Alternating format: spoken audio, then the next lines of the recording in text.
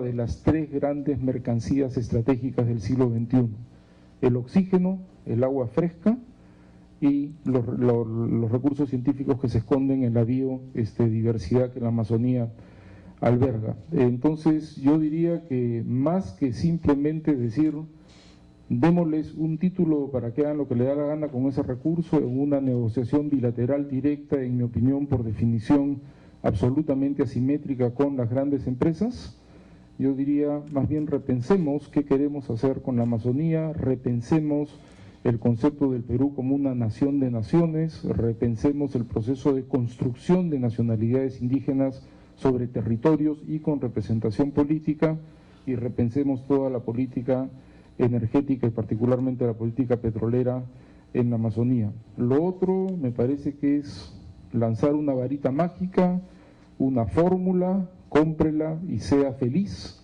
y me parece que la experiencia demuestra que eso es peligrosísimo porque reduce procesos históricos, sociales y políticos muy complejos a la aplicación de una fórmula fácil, rápida y de éxito asegurado.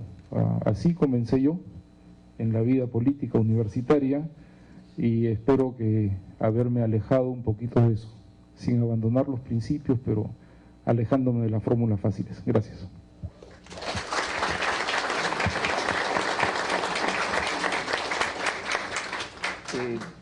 Yo me encuentro físicamente en el medio, más allá de estar sentado moderando esto, porque yo también desarrollé una perspectiva de solución a este tema, que quiero expresarla rápidamente para dar el micro a ustedes y que hagan las preguntas.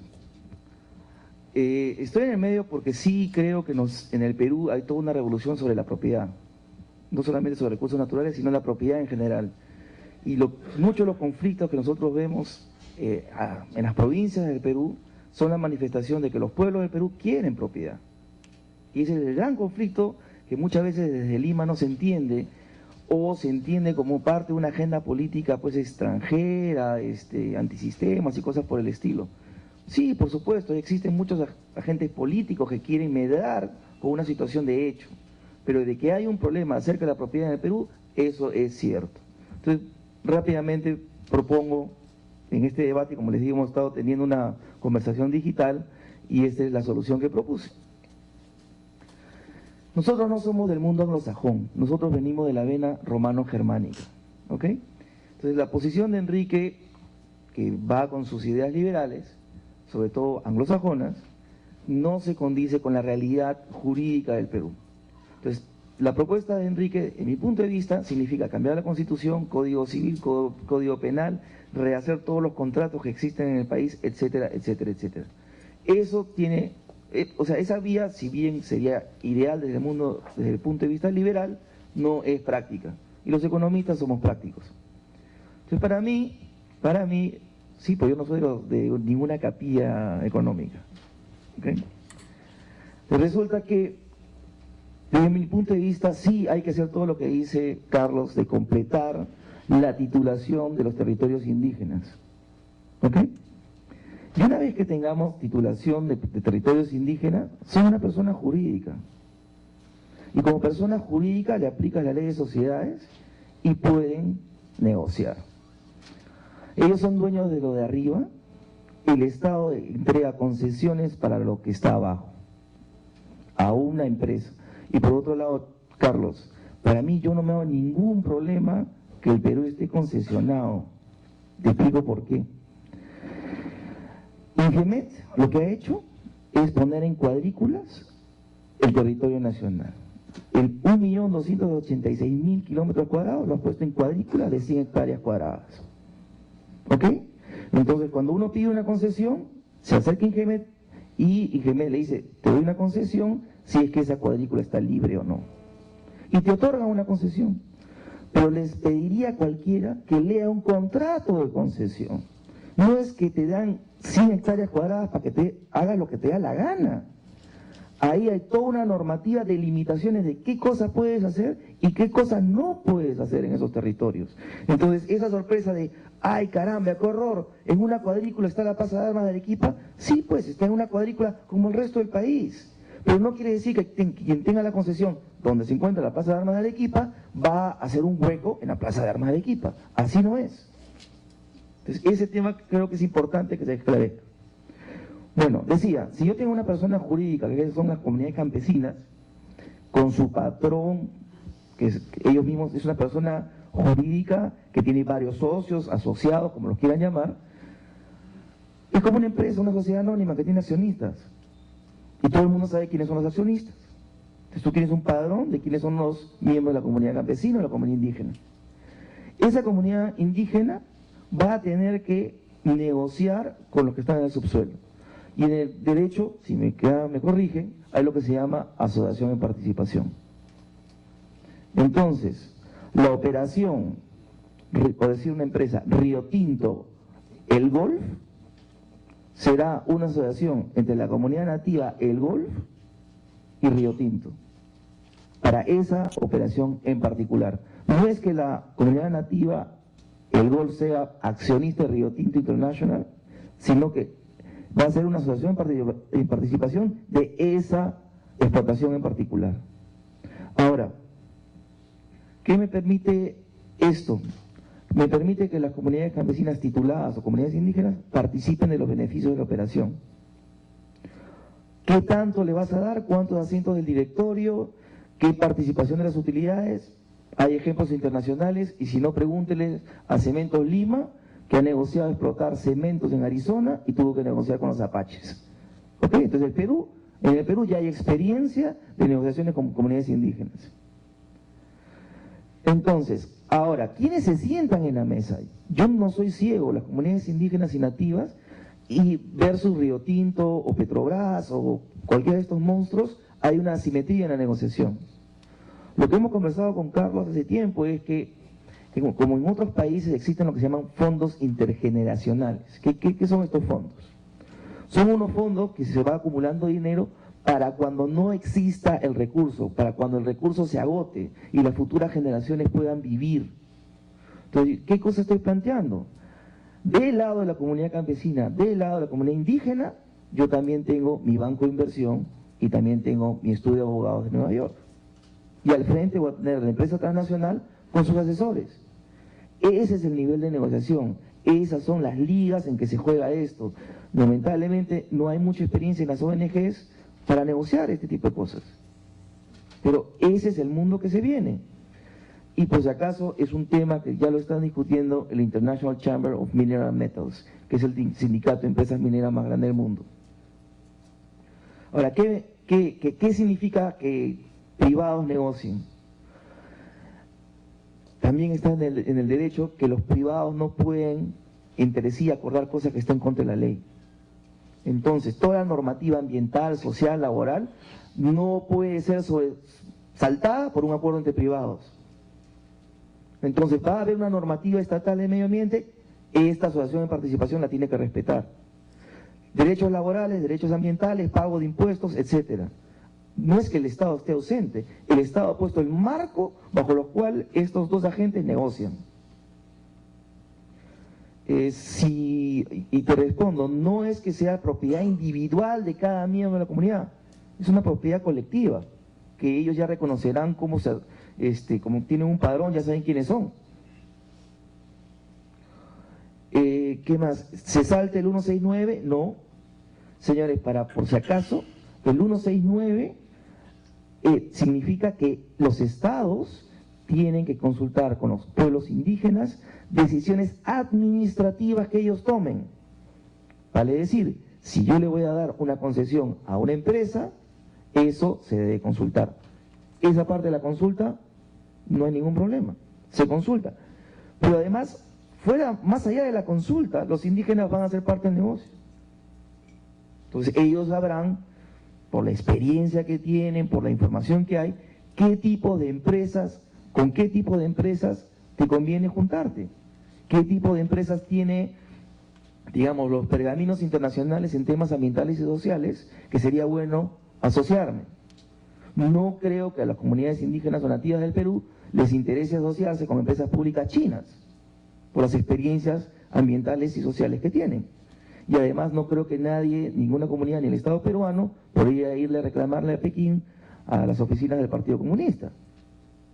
Entonces, hay empresas que sí han cambiado. Ustedes saben que desde 1999 hay el Global Compact, se hizo todo un estudio de las industrias extractivas, hay nuevas posiciones de estos sindicatos de empresas mineras en temas ambientales y sociales que te permiten tener un perfil de posibles socios. Mónica Belling, de la revista Proactivo, para Miguel Santillana, es el hombre del centro. Siendo del centro, acaba de aludir tácitamente que no van a optar por la inversión china. Acá hay un representante en este auditorio de la delegación china. Hay una persona que trabaja. Empresa privada. Empresa privada, China, empresa privada, no empresa pública. Las empresas privadas están asociadas al Estado de China, en su gran mayoría.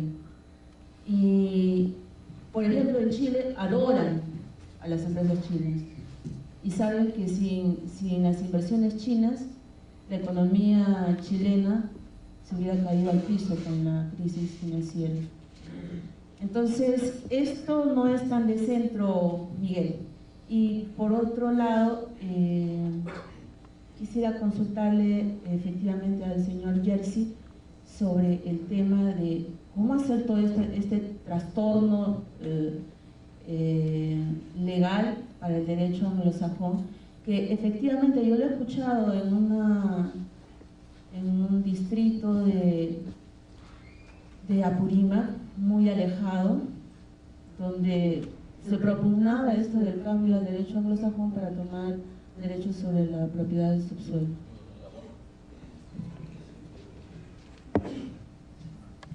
Gracias. Felicito al doctor Jersey por la brillante exposición que dio sobre el tema de la propiedad. En el sector minero en el Perú tenemos terribles conflictos hoy en día y creo que esto va a ir creciendo. Y el planteamiento de hacer socios a los propietarios de las tierras me parece realmente importante y creo que es un tema que debemos continuar discutiendo.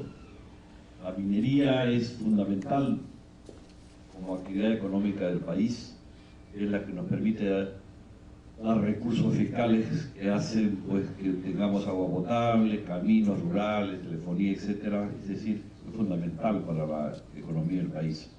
Pero la minería está en conflicto en el Perú porque la minería tiene un pasado histórico nefasto, ¿no es cierto? Pero hoy en día, con los desarrollos tecnológicos, etcétera, y la sensibilidad social, las empresas mineras son conscientes de su nuevo rol que deben tomar. Pero los conflictos con las comunidades son, como digo, van en aumento. El tema que planteo, y creo que ya Carlos Monge lo ha planteado también, ¿con quién negocian los mineros? Es decir, las comunidades, ¿quiénes son las comunidades en cuanto a la propiedad que tienen, la tenencia que tienen de la tierra? Aquí en los medios urbanos uno tiene una propiedad y está inscrita en los registros públicos, la heredó, la compró, etc. ¿Cómo se resuelve ese caso con las comunidades cuando, por ejemplo, hay proyectos mineros donde no hay nadie a la redonda de 30 kilómetros y de pronto por ahí aparece una comunidad que dice ser propietaria o tiene títulos, en fin? Creo que ese es un tema que me gustaría tener un planteamiento. Gracias. Tal vez hubiera sido muy bueno tener una ronda más de debate con Chocli, porque hay un montón de cosas que se han quedado en el tintero, pero para la siguiente, como dice Miguel, o en el transcurso de las preguntas podemos ir haciendo otros comentarios. Para contestarle al señor Sandoval de la Embajada Americana, en todos los países de América Latina hay la misma cláusula constitucional, porque todos somos tributarios del derecho indiano, de México hasta Chile. Y en todos los países de América Latina hay los mismos problemas, de violencia, de minería informal, de enfrentamiento con las comunidades, hasta en Chile. Miren lo que está pasando en el sur de Chile, en la Araucanía, entre los mapuches y el gobierno chileno y algunos concesionados en la explotación forestal, que en el sur de Chile es una actividad económica sumamente importante, ¿no? Para la señora Belítera, ¿no? Sobre el tema de cómo llevar a cabo todo lo que ella calificó como el trastorno del sistema legal hacia el derecho anglosajón. Yo quiero confesarles mi sorpresa, porque tanto algunas personas, Chocli, la señora Belit, crean que esta tesis de hacer propietario de la superficie, de hacer propietario del subsuelo al propietario de la superficie, ¿no es cierto?, sea anglosajona. No es anglosajona, es derecho romano clásico. Tan derecho romano es que en el Perú existe. Usted es dueña en su casa o donde usted vive de la tierra que está debajo de su casa. Usted puede hacer un sótano. No es dueña si encuentra un pedazo de plomo. Allá no, eso es del gobierno. Entonces hay un sinsentido en el sistema legal contemporáneo. En el Perú esa regla existe. Lo que hay es una excepción para los recursos naturales. Pero esa es la regla que está en el Perú. Acá no se trata de importar derecho de ningún sitio. Es la regla. ¿De dónde viene el derecho romano? La regla más clásica del derecho romano. Es una regla antiquísima. Mira que aquí no hay que importar ningún tipo de derecho. Los que han importado derecho en el Perú y han fracasado han sido los políticos. Fíjense ustedes. El Código de Comercio del Perú, que es de 1908, es el Código de Comercio español de 1898. Hasta con errores de imprenta, porque en esa época no había internet, pues venía por barco, y trajeron un libro que tenía erratas, reprodujeron en el peruano hasta las erratas, están vigentes hasta hoy, en lo que queda de vigente del Código de Comercio. El Código Penal peruano de 1924 es el Código Penal suizo de 1900, al que Juan José Calle le agregó el capítulo de los indios, porque claro, en la Confederación Suiza no había indígenas. Entonces aquí Juan José Calle, que era un médico positivista que integraba la comisión redactora del Código Penal, le agregó el capítulo de los indios. Si ustedes examinan, por ejemplo, el Código Civil peruano del año 84, es sustancialmente el Código Civil italiano del 42, maravilloso ejemplo democrático, el Código Civil de Mussolini, y lo defienden ahí mis profesores de la Católica ardorosamente, defienden a los juristas de Mussolini, es una cosa aterradora, ese es el Código Civil que tenemos en el Perú. Todas las leyes en el Perú han sido importadas. Todas. La ley de defensor del pueblo peruano es la ley de defensor del pueblo español, la ley del mercado de valores peruana es la ley del mercado de valores español, la ley del Tribunal de Garantías Constitucional peruana, coma por coma, línea por línea, es la ley del Tribunal de Garantías Constitucionales español. Porque como no hablan inglés, no se copian las leyes españolas, son precisamente el mejor ejemplo. ¿No? Entonces, yo no soy un partidario del derecho anglosajón en lo más mínimo, lo que soy es un partidario de la coherencia y de la forma de legislar. ¿Cómo se legisla? Yo creo que hay que legislar de abajo hacia arriba, no importar normas. Así como ha habido sustitución de importaciones, hay gente que cree que puede haber sustitución de legislación, ¿no? Pero se olvidan que la ley tiene una serie de características, que el derecho se produce no solamente a través de la ley, sino a través de las costumbres. Pues mi tesis, ya que tanto se ha hablado respecto de que pretendo sugerir la importación del derecho anglosajón, nada más alejado de todo lo que he escrito, ahí me entren a mi página web y hay bastante literatura al respecto. Mi tesis es que el derecho, que hay que formalizar lo informal, ¿no es cierto? Y que desde el punto de vista legal, la economía informal tiene un mensaje, no solamente hay un mensaje económico, hay un mensaje legal. Lo que significa, ¿no es cierto?, la explotación informal de los recursos naturales es que se están creando consuetudinariamente derechos de propiedad sobre los recursos naturales. Entonces, mi tesis es que lo que hay que hacer es formalizar lo que la sociedad peruana está haciendo. Yo no pretendo la importación irracional de tradiciones jurídicas de otro país, por el contrario, pretendo que se convierta en ley la costumbre, porque esa es la única ley que se cumple. Entonces, claro, si parece un trastorno cambiar la Constitución, el Código Civil, nadie cumple la Constitución, el Código Civil. La Constitución es un documento revolucionario en el Perú. Fíjense ustedes, en el Perú la ley está hecha para reflejar al poder, no para limitar al poder. Yo les voy a contar una anécdota. Me paso dando charlas y debates por muchos sitios. Entonces, yo una vez estaba en Venezuela y les comentaba al final de una exposición en la que hablábamos sobre este problema, la limitación del poder a través de la ley. Y citaba una frase atribuida a un Óscar R. Benavides. Y la frase que yo había escuchado de mis profesores era que se le atribuía a don Óscar Herrera Benavides haber dicho, ¿no es cierto?, como síntesis de esta forma de gobernar: para mis amigos todo, para mis enemigos la ley. ¿Cuál fue mi sorpresa? Que un caballero muy anciano levantó la mano y me dijo: no, doctor, usted está equivocado. Esa frase no es de Benavides, es de Juan José Gómez. Y me acuerdo, cuando estaba chiquito, mi papá decía que Gómez decía eso en el Palacio de Miraflores. Bueno, poco después repetí la misma frase en Guatemala. Al final probablemente no es de todos y es de todos, porque es la manera de gobernar: para mis amigos todo, para mis enemigos la ley. Miren ustedes las constituciones, yo no tengo ningún problema en trastornarlas todas, y cambiar el Código Civil porque nadie lo cumple en el Perú, pues no nos engañemos. En el Perú nadie obedece la ley, obedecen las costumbres. Entonces, las constituciones del Perú del siglo XX, de atrás de adelante para atrás. La Constitución del 93 es un documento revolucionario, fruto del golpe del 92, donde los que ganaron en esa situación le impusieron al resto sus reglas políticas.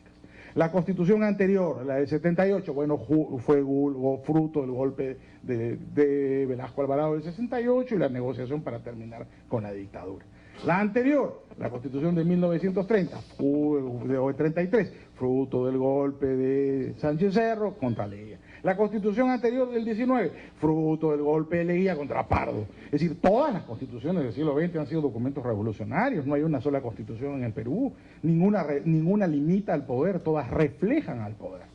Entonces, bueno, ¿cuál es el miedo? Vamos contra el fetichismo de la ley no se cumple, la ley es poesía, mala poesía. Entonces tenemos que construir una legislación nueva. ¿En base a qué? A la costumbre. Pues mi tesis es: codifiquemos, formalicemos las costumbres.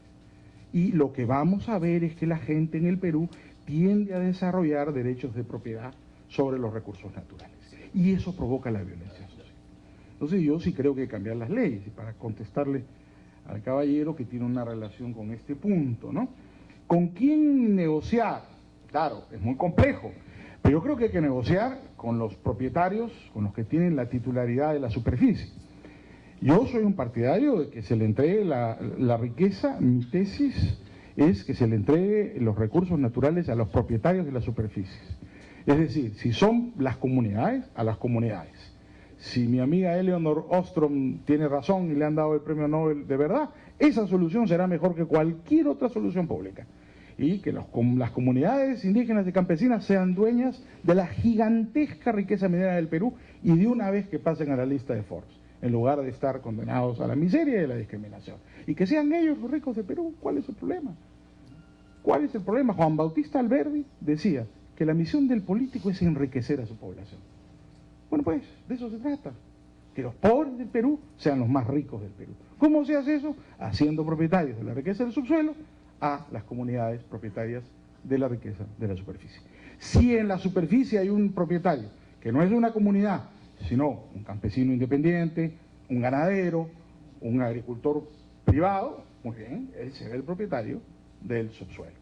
Yo les quiero contar, solo para acabar, porque esto se extendió mucho, que cuando nos invitaron a esta conferencia llegó un mail que de repente Miguel recuerda el nombre que nos los mandó el embajador Ruiz Huidobro, alguien en Texas, Muguruza creo que era, un señor Muguruza, ¿no?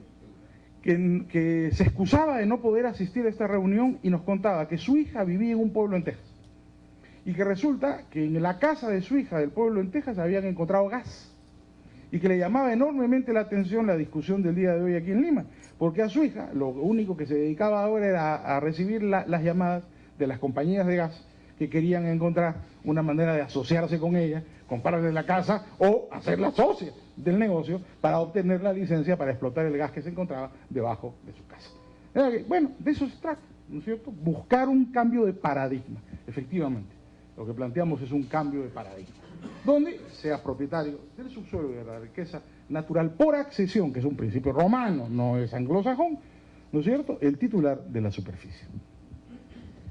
Respondo rápidamente a la pregunta que me hicieron sobre Chile. No es que en Chile adoren a las empresas mineras chinas. Lo que ha habido es un acuerdo de un contrato a largo plazo de proveer cobre por parte de la empresa estatal Codelco a empresas públicas chinas. Las empresas chinas no operan en Chile, han hecho compras a futuro. Siguiente ronda de preguntas. ¿Quieres? Sí, simplemente para despejar dos cosas, digamos, yo no he querido tocar a propósito del tema de las complejidades de poner en práctica una cosa así. Bueno, para comenzar, porque esta Constitución no me gusta mucho y no lo voy a ir defendiendo por ahí. Y dos, porque creo que no se trata de eso, se trataba de un debate sobre el concepto mismo de lo que está en discusión. Sí reconozco que será pues bien complicado hacer un gran cambio, pero todo gran cambio es bien complicado por definición. Y lo segundo es que no tengo ningún problema a priori con buenos ejemplos de legislación de ninguna parte del mundo. O sea, cuando yo lo asocié con anglosajón es porque ahí es vigente, mientras en el resto del mundo, hasta donde yo sé, no es vigente. Por eso usé ese asunto, pero si fuera una buena idea, en mi opinión, yo diría absolutamente bienvenida. No tengo a priori un problema con mirar cosas útiles que están en otros lados, entonces no había un contenido peyorativo en ese asunto, ¿no? Formalizar los quehaceres cotidianos de la gente tienen sus problemas también, ¿no? O sea, si formalizásemos el manejo popular del tránsito en Lima e hiciéramos de eso ley, no tendríamos ni siquiera los pocos paraderos que hay ahora en la avenida Arequipa, y de los cuales la mitad no se respetan, ¿no?